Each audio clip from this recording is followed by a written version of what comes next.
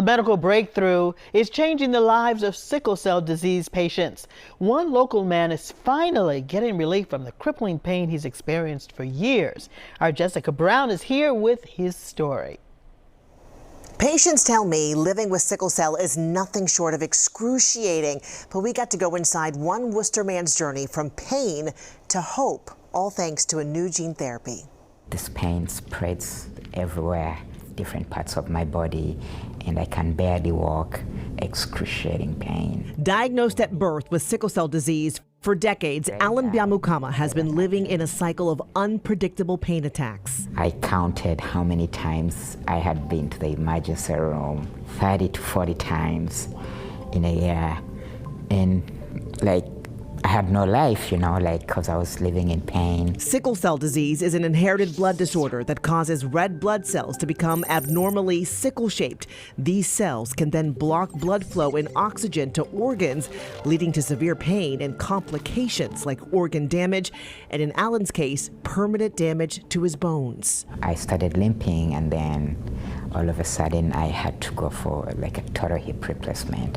We knew that if we did not provide him with some sort of transformative intervention, now that we have these options, he was very likely going to succumb to this disease within the next 2 to 3 years. Alan's hematologist, Dr. Charles Lazar, is the medical director of the Comprehensive Sickle Cell Disease Treatment Center at Mass General Hospital, and he says there are new breakthrough gene therapies called Casgevy and Lyfgenia. Now, for the first time in 3 decades, I've got something I can actually tell my patients about that might change their life. With Casgevy, a so-called molecular scissor known as CRISPR trims the faulty part of the gene so it can be replaced with normal DNA. And with Lyfgenia, the faulty gene is modified so that it produces healthy blood cells. No one in Massachusetts has received either treatment until now. I said, yeah, I want to be the first one to do this. No fear? No.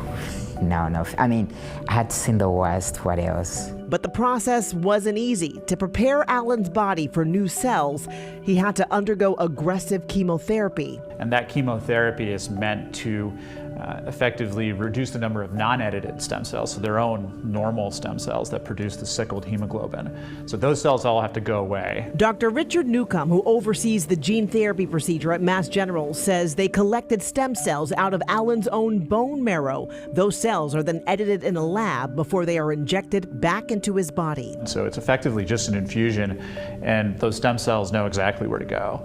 So they will go to the bone marrow, and then they will start growing.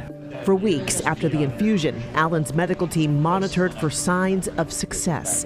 They came quick. How do you feel now? It's been some time. It's been 6 weeks since I left the hospital, and I've not had a painful crisis. And for the first time, Alan is looking ahead without pain holding him back. I can carry on with my life, I can finish up my school, I can go to work, and I can just live life.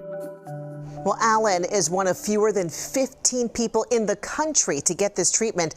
And as you saw, he's doing well. He still has some pain, but it's manageable at home, which is a huge win. The therapy isn't a cure, and not everyone qualifies. It also comes with a $2.1 million price tag, but Mass Health covered it. Here's the catch. Chemotherapy can impact fertility, and fertility preservation is not covered by insurance, something doctors hope to change through legislation. I'm Jessica Brown, WCVB News Center 5. Thanks, Jessica. And thanks to you for watching at our new time, Sunday mornings at 11:30 a.m. Be sure to follow us on Facebook, Instagram, and you can follow me on X at Karen Holmes Ward. And you can watch our program on the very local app. It's free to download on your phone, tablet, or smart TV. Have a great afternoon.